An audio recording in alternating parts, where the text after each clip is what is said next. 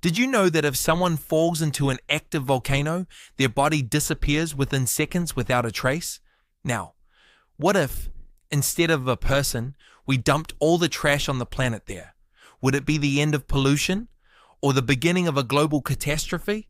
The answer is more explosive than you might imagine.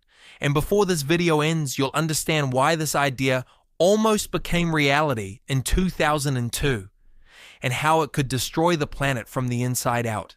In the interior of Ethiopia, on a hot November morning in 2002, geologist Dr. Kamal Ndari was carrying a 30-kilogram backpack toward the crater of the Erta Ale volcano. But what was inside that backpack wasn't scientific equipment. It was trash, ordinary trash, plastic, food scraps, metal, all part of an unauthorized experiment.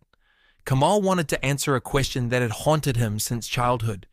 If a volcano can destroy everything, then why don't we use it as a natural trash bin? What he discovered there, at over 1,000 degrees Celsius, could have triggered a natural disaster of unimaginable proportions. But before we get to the explosion, we need to go back to a more familiar place, your home. Every year, the United States alone produces about 254 million tons of trash. That's equivalent to dumping over 100 Maracanas, Brazil's famous stadium, filled to the brim with plastic bags, cardboard boxes, food waste, and broken equipment. Now take a deep breath and try to imagine that. Every piece of styrofoam from a delivery, every empty toothpaste tube, every broken toy, all multiplied by billions. And the scariest part? Most of it is out of our sight, buried, burned, or worse yet, waiting for a fate in massive open-air dumps.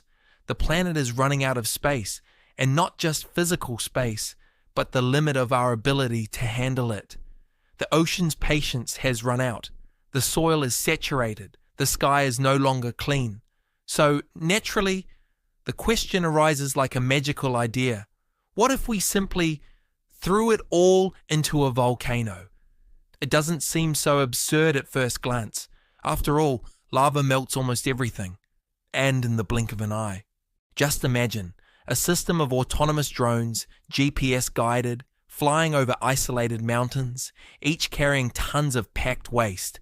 They slowly descend to the edges of active craters and with surgical precision drop the packages straight into the molten lava. No landfills, no polluted seas, no incinerators spewing toxic smoke into the suburbs. The idea has a technological beauty, almost a clean future, solved with fire. But then comes science, and the lava, which seems like an ally, reveals itself to be far less tame. Because what happens when something extremely cold falls into a lake of boiling magma? An explosion. Not figuratively, a real explosion. That's what geologist Kamal Ndari tried to understand in 2002 in an experiment that was meant to be discreet, but ended up making modern geology history. He reached the edge of Erta Ale, one of Africa's most active volcanoes, carrying a 30-kilogram backpack filled with organic waste, plastic, and glass. It was a real simulation. Like the first delivery of this futuristic system, he approached carefully, wearing thermal clothes and a mask against sulfur gases. The lava, just meters away, bubbled as if alive. And Kamal, controlling his breath, pushed the backpack inside. What followed was a sharp, dry sound, like a pop. A white cloud abruptly rose, and soon after, the ground shook. The lava hurled fragments meters into the air, and the air around was unbreathable for hours. The backpack didn't even sink completely. It was swallowed, then spat out in glowing pieces. The idea was simple, but the reaction was chaotic, unpredictable, and dangerous. From that day on, Kamal's name circulated behind the scenes at environmental agencies, not as a hero, but as a warning. And maybe, if he hadn't recorded everything, we would still think volcanoes are just holes that eat trash.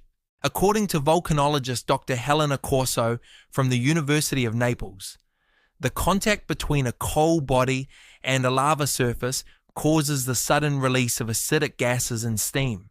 This pressurizes the magma chamber, potentially triggering small eruptions, but on a large scale, it would be an environmental and human disaster. And she is not exaggerating. When rocks fall into lava lakes in Hawaii, for example, the impact can shoot magma up to 85 meters high. Now imagine this with tons of plastic, glass, and electronic waste, releasing dioxins, heavy metals, and acidic gases. It's like trying to put out a fire by throwing gasoline on it. And maybe you're thinking, but what if we use a calmer type of volcano, like those that slowly ooze lava, like in Hawaii? Excellent point. What you're describing is the so-called shield volcano, wide, low, and with slow eruptions. These would be ideal if they weren't extremely rare. Worldwide, there are about 1,500 active volcanoes, and most aren't the type we'd want to use. Besides, most are far from urban centers, meaning transporting trash there would cost more and be more polluting than burning it in incineration plants. And remember Dr. Kamal? The video he recorded of the explosion was hidden for 20 years until it leaked on an obscure forum about extreme geology. And what appears there is something no scientist had ever seen: lava bubbling irregularly, and a toxic cloud rising from the crater for hours. But that didn't stop governments from continuing to consider the idea. In 2011, confidential documents from Japan revealed that an emergency plan involved using underwater volcanoes to dispose of industrial waste, and the only reason it wasn't carried out was a Navy objection. We can't predict the Earth's crust reaction to this kind of chemical stimulus.